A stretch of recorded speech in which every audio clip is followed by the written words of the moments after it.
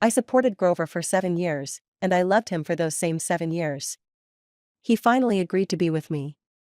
But later, I found out that the one he really liked was his childhood friend. He had always hated me, thinking I was using money to humiliate him. For 10 years after we married, he was unbearably cold towards me, until he eventually moved out to start a family with his childhood sweetheart. And I was left alone, wasting away in despair. Now, I've returned to the day I first decided to sponsor him, and Grover's childhood friend threw herself at him, angrily exclaiming to me, "Do you think you're so great just because you have money? We don't need it." I smiled. "You're overthinking it. I'd rather burn this money than use it on you too. Leona, you just have a bit of cash. Do you think you're so amazing because of that? We don't need it." Seeing Mildred clinging to Grover, I felt dazed, meeting Grover's gaze. At 20, Grover still had that youthful look, dressed in a faded denim jacket. But he was stunningly handsome, tall and upright, with sharp features. His eyes sparkled like cold stars, making even his worn clothes seem distinguished.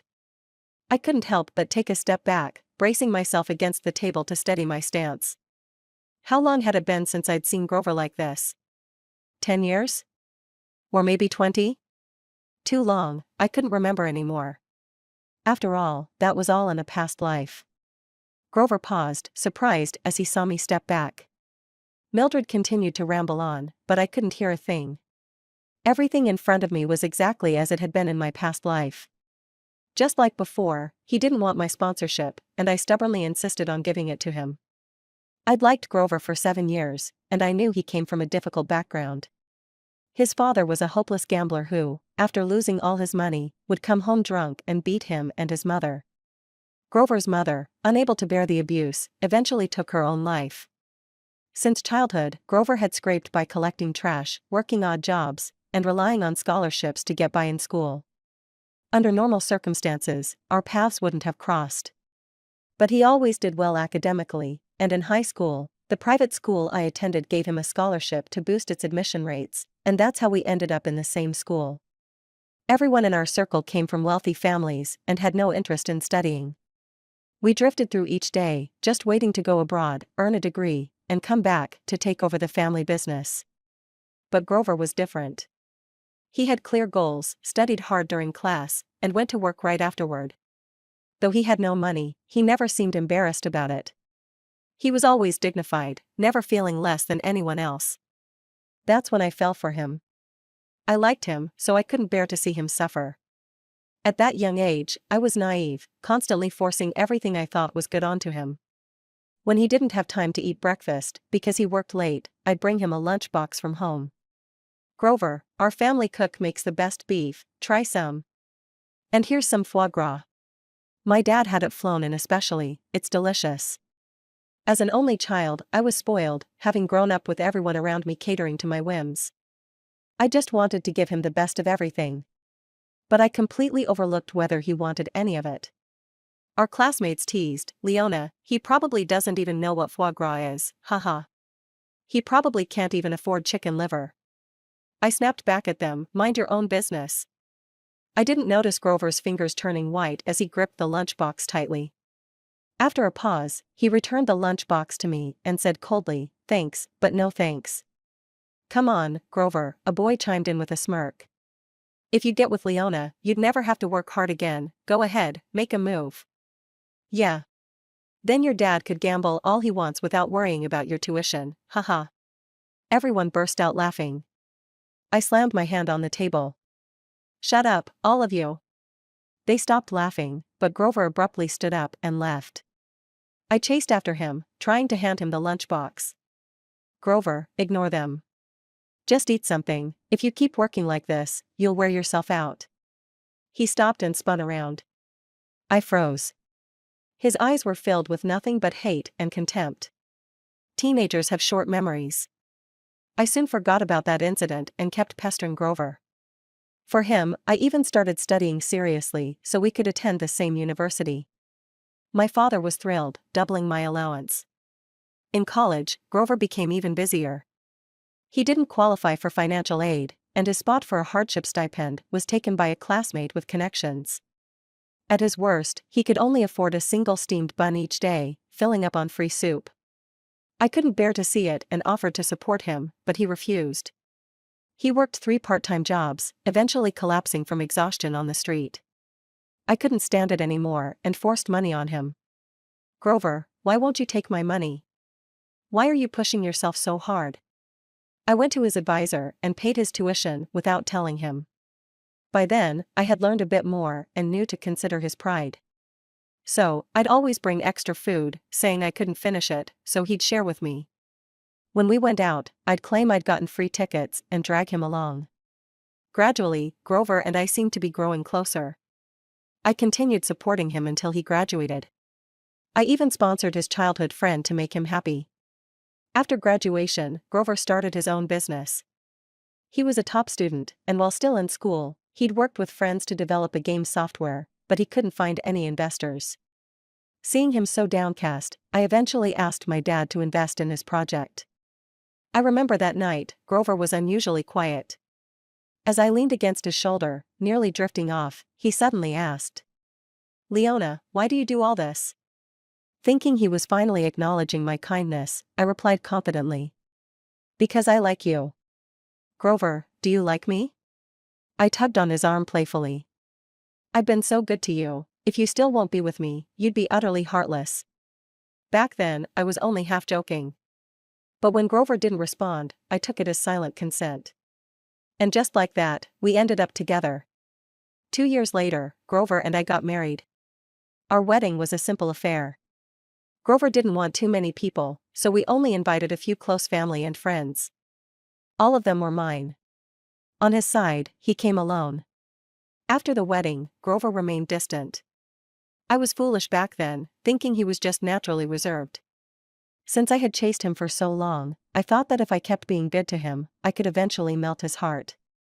But I didn't expect him to be as cold as stone. Because, all along, his heart belonged to someone else. In the 3rd year of our marriage, our conflicts became irreconcilable. I couldn't stand his endless indifference and questioned him about his feelings for his childhood friend. He only looked at me coldly, saying nothing. When I pressed harder, he simply stormed out. Driven to the edge by his silent treatment, I became more obsessive and confrontational. Every time he returned, I'd demand answers, shout, and sometimes lose control during our worst fights. "If I had known you'd turn out to be such a thankless wretch, I'd have rather raised a dog, it would at least wag its tail at me." For a moment, his face twisted with rage, but he quickly regained his composure. After that day, he stopped coming home altogether. Later, I found out he had long been with his childhood friend. They had made a new home together, and even had a child. In those years, he had a happy, complete family outside. And I was left alone in a cold, empty house, with all the love I had turned into poison, seething with bitterness. Grover's business took off, and he became wealthier than my father ever was. I have nothing to retaliate against him with. The only thing I have left is my marriage. I'm putting my life on the line to get back at him. Even if he offered me all the money in the world, I would die before divorcing him. He ruined me, so I won't let him live comfortably either. The woman he loves will always be the hidden third party, someone who can't see the light of day. And his son with another woman will always be an illegitimate child, destined to stay in the shadows. Grover wouldn't dare take me to court, he's afraid that a public divorce dispute would impact the company's stock price. The other board members wouldn't allow it either. And so, I dragged it out with him for 10 years. During those 10 years, no matter how much I broke down, how mad I went, even when I eventually humbled myself and begged him, he never softened. Not once did he come back to see me. In the endless cycle of despair, I withered away, my health deteriorating to a severe state. Eventually, I died in sorrow and bitterness. "Leona?" A voice snapped me back to reality, and I looked over at Grover. A profound hatred surged through my entire being, my heart felt like it was about to burst. For a moment, I could hardly stand. After my death, he finally got what he wanted, didn't he? Perhaps, he treated me that way in the first place, to drive me to an early grave. I still remember how my medication was suddenly swapped. When I asked the butler, he simply said it was changed to something milder. I didn't think anything of it. But shortly after taking it, my health began deteriorating rapidly until I couldn't even sit up anymore. Not long after, I breathed my last. It was him, wasn't it? Who else would hate me so much? Who else would want me dead so badly? He wanted to raise Mildred to his level. What a twisted plan. I looked at Grover, struggling to suppress the urge to leap at him and kill him on the spot. I hate him so much.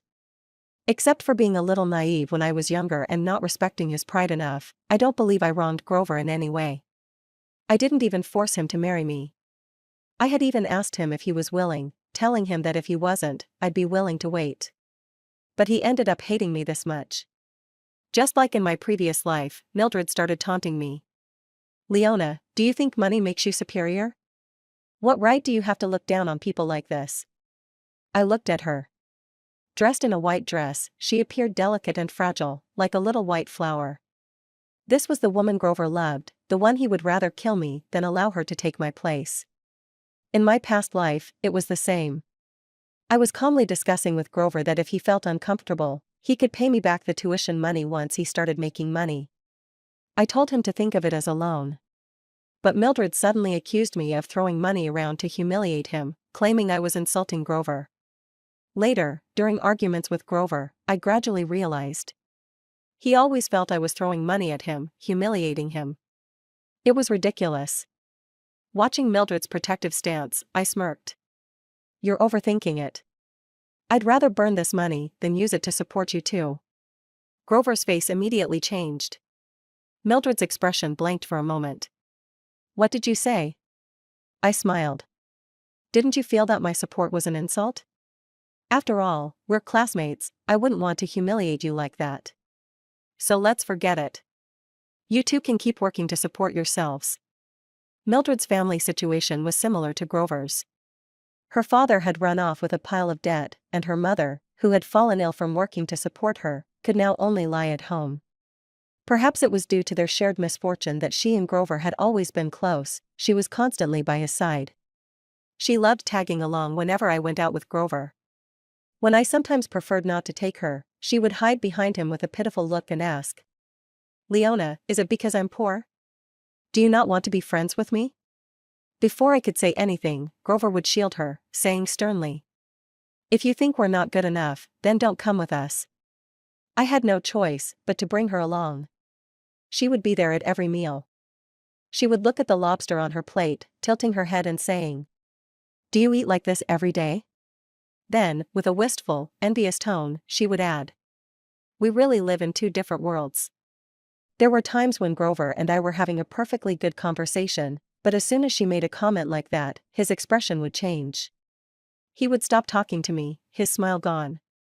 At first, I thought she was just being thoughtless. Until one day, when I was walking with Grover, I turned back to say something to him and caught the look in her eyes. Mildred's face was expressionless, but her eyes were filled with malice and resentment. When she saw me turn, she hurriedly forced a smile. But a chill ran down my spine. Only then did I realize. She hated me. Or rather, she despised me.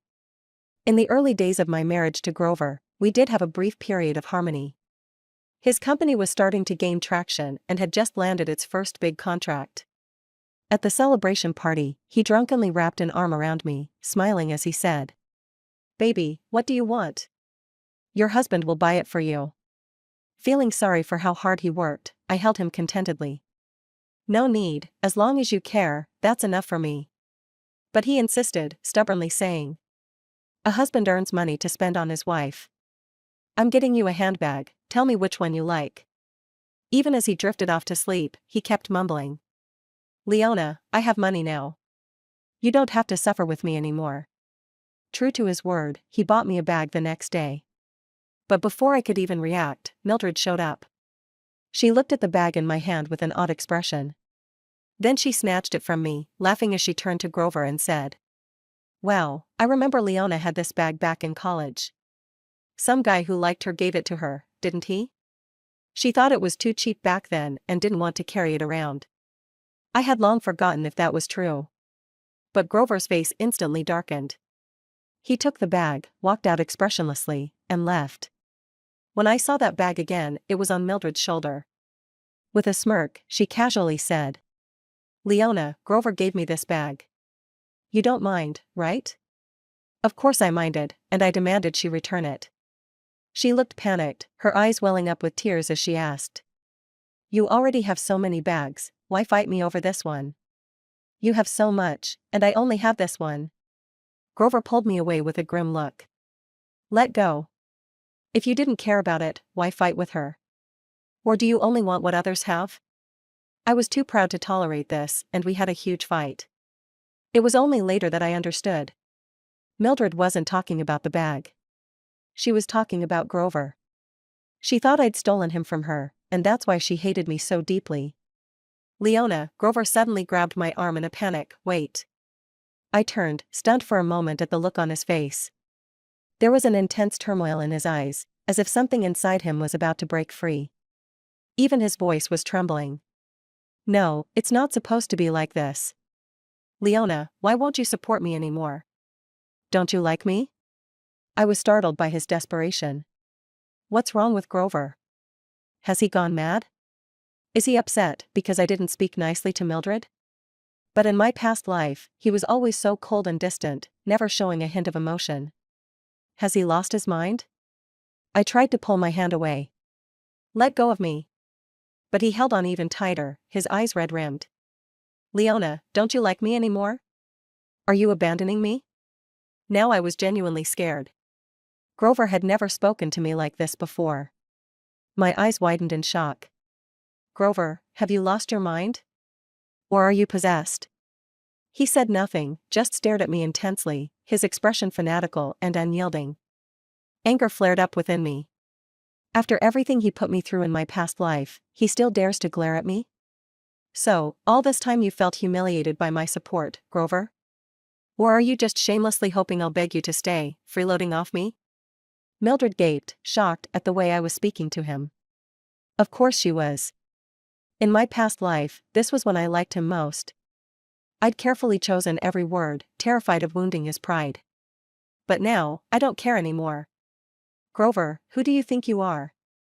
I sneered with contempt. Heartless, ungrateful, he's the worst kind of person. I can't believe I ever liked someone like that. Grover, however, didn't get angry as expected. His face went deathly pale, completely drained of color. I yanked my hand out of his grip and walked away without looking back. There's 200,000 in that card I gave Grover. Enough to cover his tuition and living expenses. I headed straight to the mall with that card. Better to buy myself a few bags than waste the money on him. In my last life, aside from that one bag, Grover never got me anything. Birthdays, anniversaries, holidays, he could never remember. Or maybe he just didn't care. Yet Mildred somehow ended up as a wealthy wife, flaunting her purchases everywhere. She would spend tens or even hundreds of thousands buying bags, watches, clothes, all with Grover's money. Each time, she would parade her latest purchase in front of me. Leona, Grover got this for me from Paris. What did he get you? She'd stifle a laugh behind her hand. Or, nothing at all? Then I would argue with Grover, and our relationship would spiral even further downwards. Thinking back, I was wealthy, why did I need a man to buy things for me? I could buy whatever I wanted. I ended up buying 4 bags with that 200,000 and still had 100,000 left over. On my way back to campus, wouldn't you know it, I ran into Grover and Mildred as soon as I got off the bus. Mildred saw the luxury shopping bags I was carrying, and her expression changed, she couldn't hide her jealousy and bitterness. At that point, Grover was still flat broke, and so was she. Her white dress was so worn that the fabric was fraying, though she'd tried her best to trim the threads and iron it smooth. One glance, though, and you could tell it was a cheap knockoff from a street stall. Leona, you sure are rich. I noticed how fast Mildred could switch her attitude. A moment ago, she was sneering at me, saying 2 pennies didn't make me special. Now, she was addressing me all sweetly as Leona.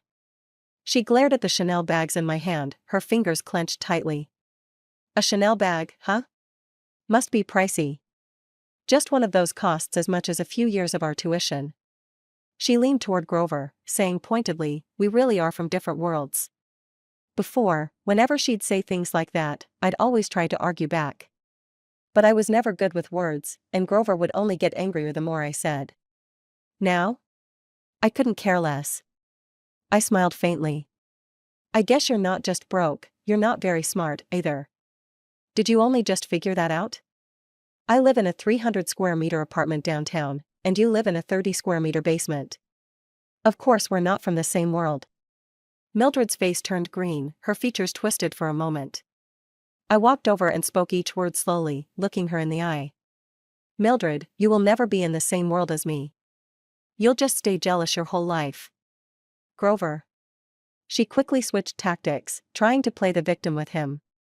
I let out a derisive laugh. Is hiding behind a man all you know how to do? Just like a bug crawling around in the dirt. Don't bother trying to lean on Grover, neither of you are any better than the other. Both equally disgusting. After giving that disgusting pair a piece of my mind, I happily went home. It's not that I don't want revenge. I still remember how they drugged me in my past life. But first, the drugging hasn't happened in this life yet, so I have no proof. And second, I don't want to ruin my life over garbage like them. Being tormented my whole last life was already miserable enough. This time around, I just want to stay as far away from them as possible. Whatever happens to them, good or bad, has nothing to do with me. I want a fresh start. But no matter how much I wanted to avoid them, those two were like lingering ghosts. A few days later, a friend came over with some schadenfreude, saying, since you didn't give Grover and Mildred any money, they're really struggling. They can't even pay for their tuition. Grover's been working nonstop at part-time jobs, and Mildred was trying to buy a new dress the other day. It was only $80, but even after maxing out all her cards, she couldn't scrape together enough. She even had to sell the phone you gave her to barely make the tuition payment. It took me a moment to remember. In my last life, I'd noticed Grover's old phone was barely working, so I got him the latest model. The next day, I saw that phone in Mildred's hands. I looked down, mocking, is that so? They really are broke. I hadn't walked 2 steps before Mildred blocked my way. She was clearly upset and grabbed me angrily. Leona, why aren't you helping Grover anymore? Don't you know he has the highest GPA in his major? If he loses his chance because of tuition, can you take that responsibility? I froze for a second, then couldn't help but laugh in disbelief. I finally realized what kind of people they were in my last life. They want other people's money but can't bring themselves to ask politely, biting the hand that feeds them while they eat. It's shameless, really. What does he have to do with me? I spread my hands. I'm not his guardian. How can you say that? Mildred's voice grew louder as classmates who knew us gathered around, and she played up her innocent act, even squeezing out a few tears as if she were courageously standing up to injustice. One of your bags costs more than several years of our tuition. What's so wrong with helping us out a little? Or are you just that selfish, preferring to waste money rather than help those in need? She probably thought everyone was like Grover, easily manipulated by her shameless logic. Before I could respond, my friend stepped in. Her family background is similar to mine, but her temper's much fiercer. She gave Mildred a mocking look and said, did an asylum forget to lock its doors and let you out? If you need money, you could beg. Or, at worst, sell yourself. Even if you're a bit ugly, someone might still go for $80 a time. 10 times, and you've got 800, 100 times, and you've got your tuition. You've got arms, legs, and kidneys, don't you? Why beg money from others like they owe you something? Mildred was used to passive-aggressive jabs, but she wasn't prepared for this kind of direct hit. She was completely taken aback, speechless. Other classmates chimed in too. Yeah, if you're broke, you can always apply for scholarships. Asking people for money with that attitude? Shameless. Honestly, no wonder she's broke. With that behavior, she deserves it. Mildred took a step back, her eyes wide with disbelief. I chuckled. I often treat classmates to drinks and meals, so naturally, they stood by me. In hindsight, what did Mildred have besides Grover? She couldn't hold a candle to me. If it weren't for me being so infatuated with Grover in my last life, someone like her would never have even crossed my path. Just then, Grover appeared. Mildred, she clung to him like he was her savior, her eyes brimming with tears. I only asked Leona to help you out a little. She has all that money for bags, but won't lend you a cent. I don't know what I did to upset her. She's been so awful to me. She immediately switched to a tearful face, speaking to me. Leona, I know you look down on me, but I'm only thinking about Grover. He's so outstanding. I was beyond disgusted. Mildred was like a leech you couldn't shake off, always clinging on and never letting go. Grover's brows furrowed slightly. Did you insult her? I couldn't help but laugh mockingly. Of course. He's always like this. The moment Mildred played the victim, he'd blindly scold me without hearing the full story. In the past, every time this happened, I'd end up angry and hurt, yelling at him before crying alone in my room. But now? Not anymore. I raised my gaze to Grover. Yeah, she's right. I did insult her. Unexpectedly, Grover didn't get angry. He lowered his head, speaking softly, almost as if he was trying to appease me. It must be something she did to upset you, he said gently. Then he turned to Mildred and said in a calm tone, Leona isn't unreasonable. Apologize to her. I was stunned, genuinely wondering if I was still dreaming. Mildred was also taken aback, her lips trembling after a long silence. Grover, what did you say? She stammered. Grover's expression hardened. I told you to apologize. Mildred's eyes turned red, and she took a step back in disbelief, her voice choked with emotion. How can you do this? I was just as baffled. Was Grover actually making Mildred, the one he cherished most, apologize to me?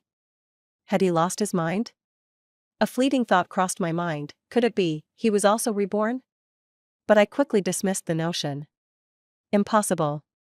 In our past lives, Grover had hated me so intensely that he even tried to poison me to death. If he had been reborn, he would have distanced himself from me at once. He must be plotting something else. I took a step back, eyeing him with caution. Grover looked like he'd been pierced by my gaze, staring at me with a pained expression. Leona, I know I was wrong before. Will you forgive me? You used to like me, didn't you? Let's be together, okay? I'll make up for everything I owe you. His emotions grew more intense as he spoke, and by the end, he was staring at me like I was something precious he'd almost lost, his voice trembling slightly. This was absurd. I couldn't help but clench my fists. In my previous life, I had chased after him with all my heart, even sacrificing my dignity, just to hear him say these words. But to the day I died, he never once said he loved me. Now, in this life, after I've cursed and humiliated him, he claims he loves me. Then what did all my efforts in my last life even mean? I sneered, disgust evident in my tone. Be with you? Grover, who do you think you are to be with me? Just one of my outfits would cost you 3 years of hard work. You're delusional. What makes you think you can be with me? Didn't he think I was humiliating him? Well, let him experience true humiliation, then. As expected, Grover's face turned pale. I may not have money now, but if you wait, I'll be rich someday, he insisted. That much was true, he would indeed be wealthy in the future. But what did that have to do with me? The hatred and disgust within me were nearly overwhelming. I looked at him with contempt. Grover, even if every man on earth died, I wouldn't be with you. After I left that day, Grover stood there in a daze, watching me leave. He looked utterly pitiful, shoulders slumped, like his soul had been drained. All I felt was cold amusement. I didn't know what Grover's angle was. Whether he had suddenly seen the light or just lost his mind, it didn't matter. The Leona who once loved him so relentlessly had died in the last life. In this life, all I felt toward him was hatred. Without my financial support, Grover and Mildred lived far worse than they had in our previous lives. Grover's programming never sold, and his attempt at starting his own business failed. I heard they're so broke now they're close to selling blood to make ends meet. But that's no longer my concern. The next morning, my phone rang. I picked it up and saw a name on the screen, Jerome. He was once my friend. For a moment, I felt disoriented. To me, it had been more than a decade since I'd seen these names. Back when I was with Grover, he disliked my friends from wealthy families and wouldn't let me associate with them. Gradually, I drifted away from them. Jerome was the person Mildred had accused of giving me handbags. Our families had known each other for generations, and we'd been close since we were kids. When I answered the call, his excited voice came through the phone. "Leona, I heard you finally told that little punk Grover off." I hadn't even said a word before he added excitedly, "About time someone put him in his place. Living off you and messing with your head, we were all dying to tell you. You finally saw through him." I smiled slightly. "What's up?" "There's a party tonight at the usual spot. 8 o'clock. You better be there." After we hung up, I had to think for a while to remember the usual spot was a bar we used to frequent. Back then, we would all hang out together often. After getting with Grover, I hardly went out anymore. I was once bold and free-spirited, but for love, I'd stripped myself of all my edges. I stopped going to malls, and for the first time, I learned to shop in discount stores. I gave up wearing luxury brands, carefully choosing inexpensive clothes, just so that he wouldn't frown when he saw me. I avoided dining in the places I once loved, and whenever we went out, I'd only eat cheap fast food with him. I made myself live meekly and cautiously, hoping he'd love me just a bit more. I had once loved him with all my heart. When I arrived at the bar that night, Jerome was thrilled and kept urging me to drink. I didn't refuse, enjoying this long overdue relaxation. These friends were actually good people, especially Jerome. When he got married, he told me to come to him if Grover ever mistreated me, he'd make Grover pay. He even did confront Grover eventually. It was around the time I got pregnant, a surprise from one night when Grover came home drunk. I was overjoyed, thinking the child might finally win him over. But when Mildred found out, she deliberately came to my house to provoke me. When I couldn't bear it anymore and went to hit her, Grover came back. He grabbed my wrist and reflexively pushed me away. I fell, hitting my stomach on the table corner, and began bleeding. They rushed me to the hospital. At the time, I was young and strong, not yet worn down by years of misery, so the baby was saved. But Mildred didn't stop. She came over daily to insult me and would call me in the middle of the night, just to make me listen to her and Grover being intimate. Grover's voice, panting, urging her. "Relax." My stomach churned, and I barely made it to the bathroom, vomiting violently until tears and bile mixed together. When I looked up, the woman in the mirror was so pale, like she could collapse at any moment, her lifeless eyes bloodshot. I lost that baby that day. The doctor told me to rest and avoid emotional stress. But I couldn't control myself. When Grover heard the baby was gone, he was silent for a long time and then said, "There will be other children." But I never had another child. Grover and Mildred, though, went on to have children of their own. They had a happy family. When Jerome found out, he came over and beat Grover mercilessly, and would have killed him if I hadn't stopped him. As I held Jerome back, he glared at Grover, yelling, "When you married her, what did you promise? You said you'd treat her well. She used to be so cheerful, and look at what you've turned her into." That time, Grover didn't fight back. He wiped the blood from his mouth, head down, saying nothing. "What are you thinking about?" Jerome nudged me, raising his glass. "Cheers." I clinked glasses with him and downed my drink. After several rounds, Jerome's face was flushed, and he leaned in, whispering, "You really don't like Grover anymore?" I glanced at him, and he immediately looked away, his ears turning pink. I found it amusing. I knew Jerome liked me. But in my last life, my eyes were only for Grover, and I even ended up falling out with Jerome over him. Yet, whenever Grover mistreated me, Jerome would still stand up for me. If I'm going to be with someone in this life, I'd want it to be someone like him. Only now do I realize that love alone can't solve everything. Grover and I came from completely different worlds, with different upbringings and backgrounds. We're just worlds apart. He grew up in a family that made him sharp, defensive, and distrustful, prickly, sensitive, and cold. Meanwhile, I was raised in comfort, cherished like a little princess. My family gave me the confidence to love someone without holding back, but that was also the reason behind my heartbreak. I believed in love conquers all, but I didn't realize that someone like Grover couldn't be warmed with just passion. I nodded, murmuring, "Yeah, I was blind before." Jerome lowered his head, moving closer and whispering softly, "Then, look at me." Before he could finish, someone yanked my wrist, pulling me to my feet. I turned in shock to find Grover's face, twisted in a terrifying expression. His eyes were downcast, his body rigid, and though his voice was calm, it carried an undertone I couldn't understand. Come with me. I was practically dragged outside by him. Let go. I pushed him with all my strength.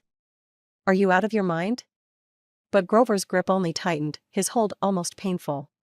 Since his return, he'd treated me with an unsettling obedience, even something like reverence. But now, his dark eyes were intense, his face blank, almost frightening. In a raspy voice, he asked, Leona, what did you just say? I froze, then gritted my teeth. I said I don't like you anymore. I was blind before. You don't like me anymore? He let out a strange laugh.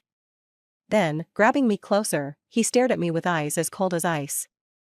Say it again. For a moment, his stare left me speechless.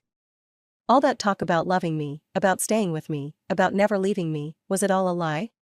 His eyes were wild. I was stunned. Wait. This wasn't right. In this life, I hadn't said those things to him yet.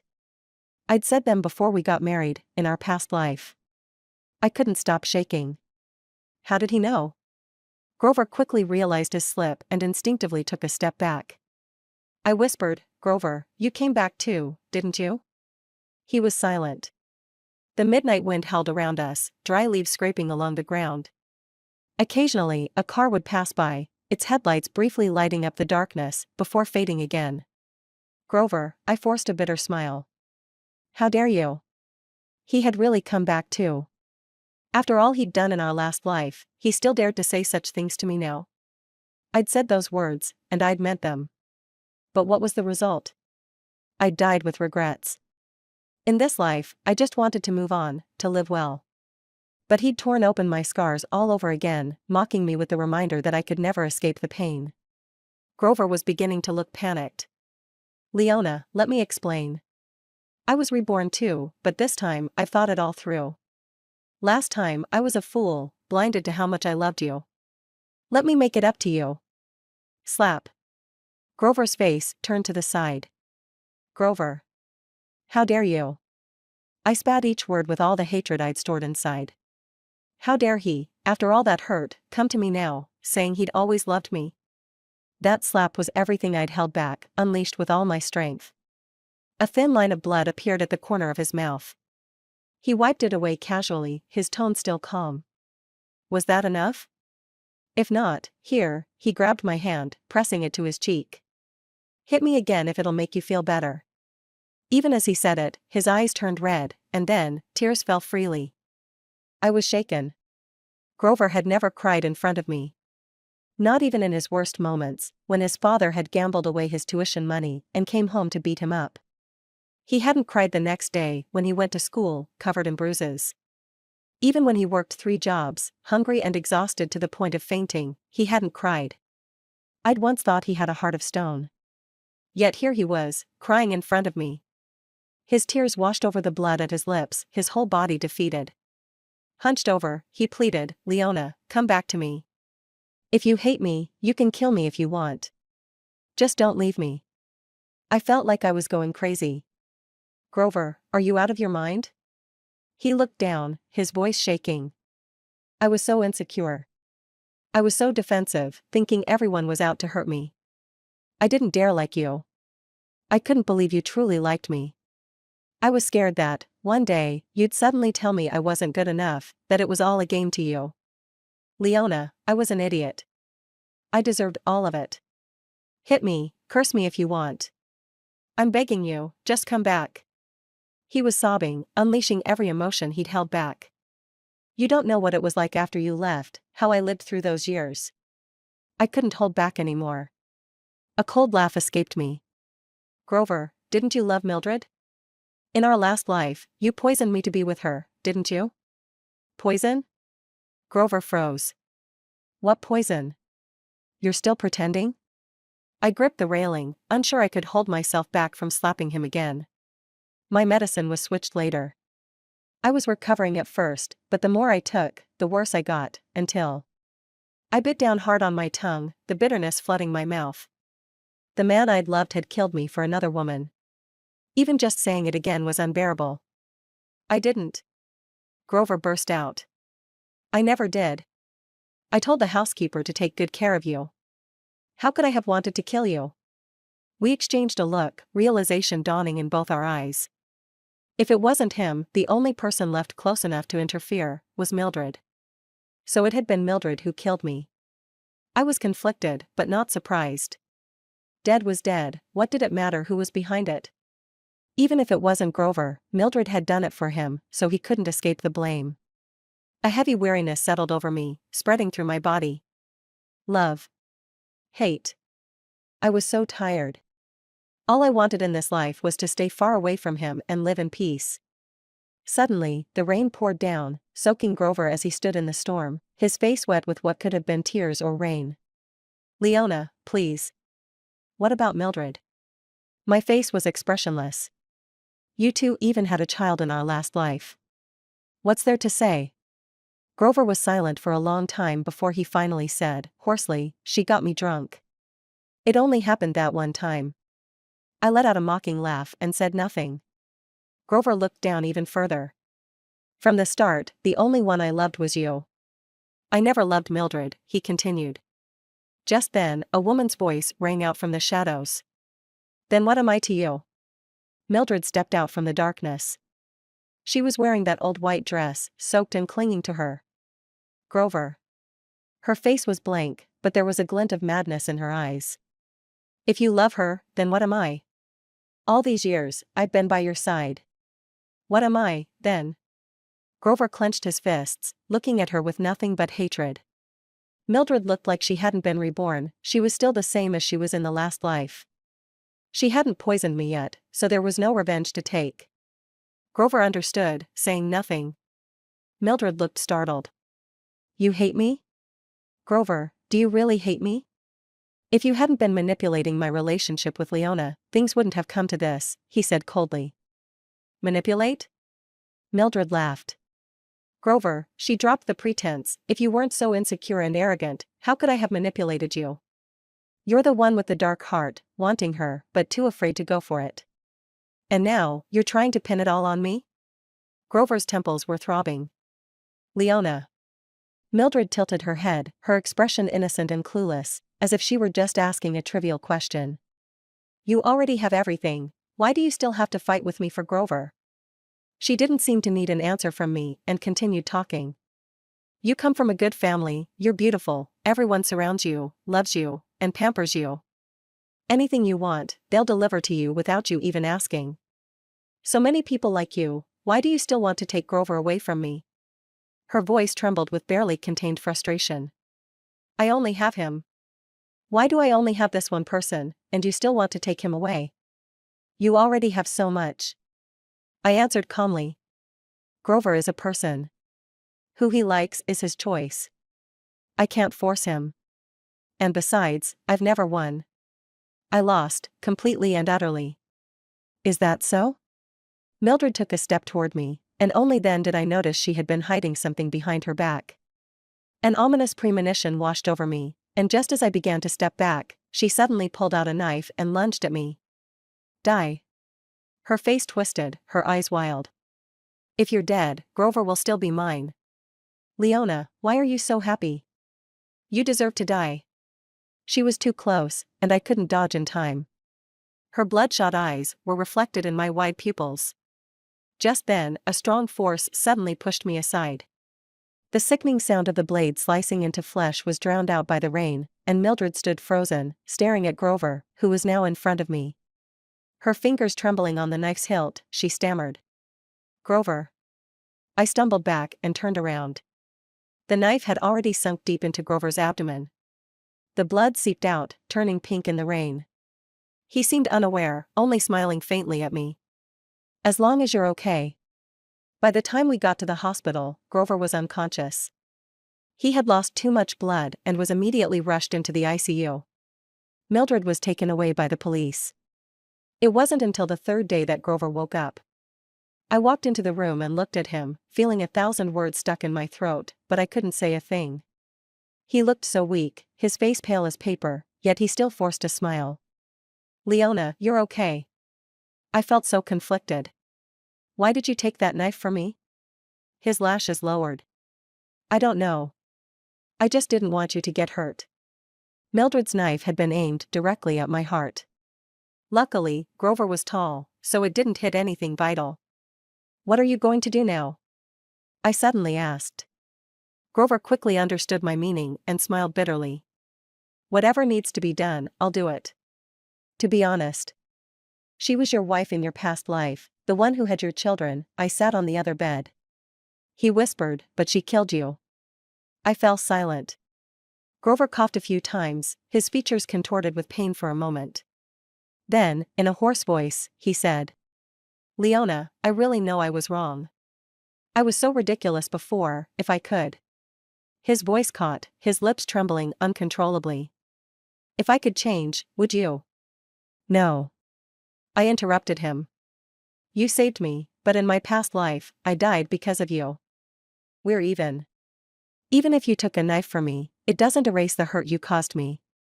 His eyes reddened, his teeth clenched tightly as he fought back tears. But Leona, you once said you would love me forever. I suddenly felt exhausted, a bitter smile on my lips. Grover, love can run out. You spent 10 years wearing down my love, little by little. Grover's face turned ashen, his panic obvious. Leona, you can't do this. You said you loved me first. Before I turned to leave, I glanced back one last time.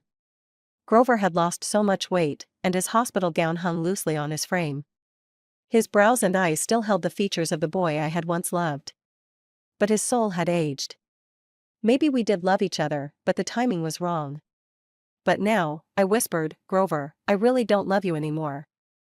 After leaving the room, I could still hear his desperate cries. But Leona, what about me?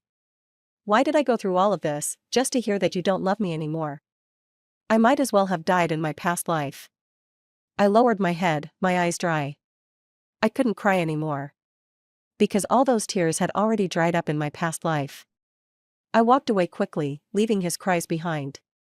And in the end, I could no longer hear them. Grover didn't protect Mildred. She was sentenced to 7 years in prison for attempted murder. She was also expelled from the school. I heard that her mother couldn't bear the blow and committed suicide by jumping off a building. I didn't go to the trial. Actually, I had already figured out why Mildred hated me so much. Rather than it being for Grover, it was more about her jealousy. She was jealous of everything I had, so she did everything she could to take Grover away, trying to prove she could win against me. When she realized she had lost Grover, she went completely mad. I heard she went insane after hearing the news of her mother's death, her mind completely unraveling, even cursing the judge during the trial. Of course, I was the one who arranged for someone to deliver the news to her. I had also asked my father to make sure Mildred was taken care of in prison. I'd never forgotten what happened in my past life with the poison. She would have to repay her debts.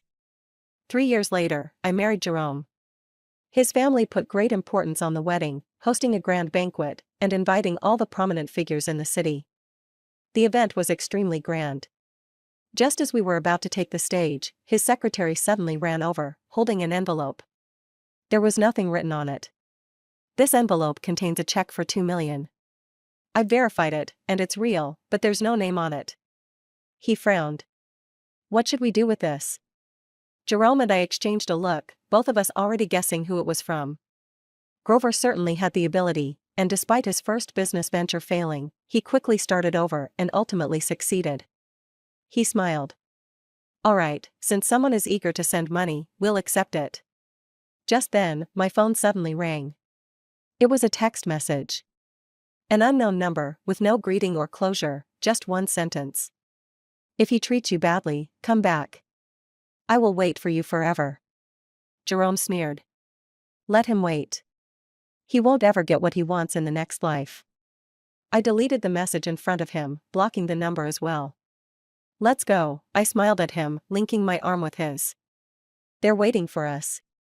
All those sad, tearful nights would eventually pass. And I would never look back again. Grover's perspective. When I saw Leona again, I froze. Before me stood 20-year-old her, full of vitality, so alive, completely different from the image of her I had in my memory, which was clouded and lifeless. I couldn't remember how long it had been since I last saw her. I couldn't take my eyes off her, greedily staring. It had been so long since I had seen Leona. When the butler told me she had died in my past life, I didn't believe it. Until I saw her cold body. It's strange. In that moment, I felt nothing. Everything around me disappeared. For a few seconds, I couldn't see anything, couldn't hear anything. It wasn't until they hurriedly helped me up that I realized I had fallen. I calmly asked the butler. Did she leave any messages? The butler shook his head. She didn't say anything. Oh. So, she didn't leave a single word for me. Then again, there was nothing left to say between us. When she loved me as a young girl, she said all kinds of sweet words.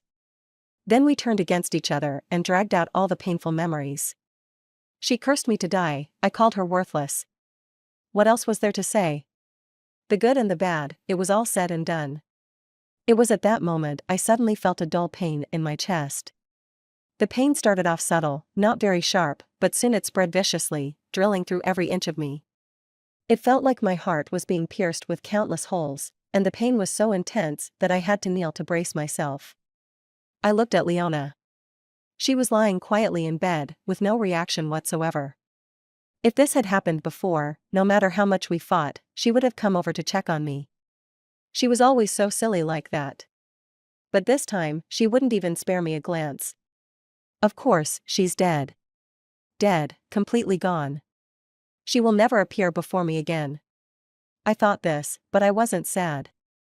It felt like I was thinking about someone else's problem. My body and mind seemed to belong to someone else, separating me from the heart that was in agony.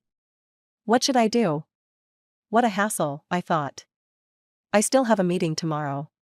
It will be delayed now, because I have to arrange her funeral. Suddenly, my throat became itchy, and I coughed a few times. That's when I noticed the housekeeper's terrified expression. He hurriedly said, "Sir." I looked down and saw the dark red spots all over my chest. Whose blood is this? I wondered. Then, the itch in my throat became unbearable, and I coughed up a mouthful of blood. The housekeeper was frantic, grabbing me and trying to rush me to the hospital. But all I could think was one thing.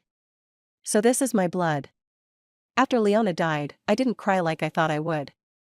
In fact, I even went home and packed some of her things. She didn't have much, considering how much she used to love luxury. The room felt so empty now, with only a few cheap clothes left. It's fine, I thought. After all this time, it's finally over. It wasn't until I opened the wardrobe that I saw a whole shelf of medicinal oils. Years ago, when I worked delivering takeout, I got into an accident and injured my leg. Every time it rained, the pain would become unbearable. These medicinal oils were specially made by someone she knew. At the time, I mocked her for buying so many, and she smiled, her eyes shining, and said, "What if I need them later?" But after we got married, I rarely came home. Whenever I did, it was just more fighting. I had only used these oils a few times, and there was still almost half a bottle left. It suddenly hit me, we actually had good times too. There were times when I thought she was cute. But in the endless arguing and bitterness, we had both become unrecognizable. I suddenly felt something wet and warm on my face. I reached up to touch it. I didn't even realize when I had started crying. After Leona died, I didn't forget her as quickly as I thought I would. Instead, she kept appearing in my dreams, almost as if she was trying to torment me. Sometimes, it was when we were younger, and she would shyly hand me a lunchbox, saying, "Grover, this was made by my housekeeper. It's the best." It felt strange. At the time, I thought she was so arrogant and annoying. But now, I suddenly realized that her blushing face was actually very cute. Later, I found out that dish was her favorite. She had wanted to share her favorite thing with me, giving it to me without any reservation. But at that time, I didn't deserve such precious love. A teenager's insecure heart is too sensitive, and I put up defenses, hurting everyone who tried to get close. Leona came from a good family, was beautiful, and had so many people who liked her. I didn't believe she could actually like someone like me, who was so worthless. The rich have too many tricks, she must have been playing with me. So, I treated her worse and worse. I wanted her to leave. She was like a rare species that had never appeared in my barren, dark world, disrupting everything and leaving me feeling helpless. But I also wanted to confirm her love for me, again and again, in a despicable way. How pathetic. And how hateful. After we got married, our relationship seemed to improve a little. But Mildred kept reminding me that she and I would never belong to the same world. She was right. The first time I had money, I eagerly bought her a bag, but it was actually a past-season item from a suitor she had in college. What could I possibly have that she would like? At that time, I didn't understand my feelings. I thought I truly hated her. But I couldn't help but get closer to her. I kept showing up with Mildred in front of her, sickly drawing out whatever affection I could when I saw her hurt. Look, she cares about me. Later, she appeared in my dreams again, but this time, it was different. She was lying on a hospital bed, holding a child I couldn't see clearly, crying in despair. She said, "Grover, you owe me my child." And I woke up suddenly, unable to sleep the rest of the night. This repeated every day. Sometimes I was happy, other times I was scared. I had to go see a fortune teller. I asked, "Does she have some kind of obsession she can't let go of?" The master looked at me for a long time and sighed. What she can't let go of isn't her. That day, I sat on the mountain for a long time before I understood. It turns out, the one who couldn't let go was me. It turns out, I had fallen in love with her long ago. 3 years after Leona died, I started to lose my mind. I stopped caring about Mildred and the child, letting her go mad. I only coldly said, "It's you who insisted on having this child. It has nothing to do with me."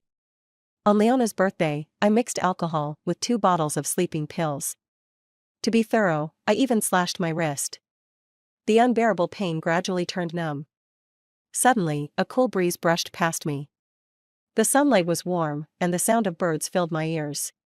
My hand was suddenly gently held. I turned my head and saw the smiling face of 20-year-old Leona. "Grover," she smiled and complained, "why did you take so long to come?" I stared at her for a long time, my vision gradually blurring with warmth. Then, I slowly turned away and hugged her, squeezing tighter and tighter. She was startled and pushed me away. "Why are you doing this? You're hurting me." But then she hugged me back, lightly laughing. "What's wrong with you? Do you miss me?" My voice cracked as I answered, "Yeah, Leona. I miss you so much. If only I could stay in that moment forever. It would be better than hearing her tell me she didn't love me anymore." In that moment, I finally understood, getting pierced by 1,000 arrows was nothing compared to this. I lay in bed, crying until my voice was hoarse. If it's like this, then why bring me back? I thought I could save her, reverse our tragedy. But I never expected I would lose her completely. My heart ached so much I could barely breathe. I cried and laughed at the same time. I felt like I was going crazy. But I also felt clearer than ever. I finally understood. My rebirth was meant for atonement. It was to make me taste the suffering she went through all over again. Death isn't truly leaving. Now, she has really and truly left me. And my remaining years will be spent trapped in this endless despair, with no way to escape. The end.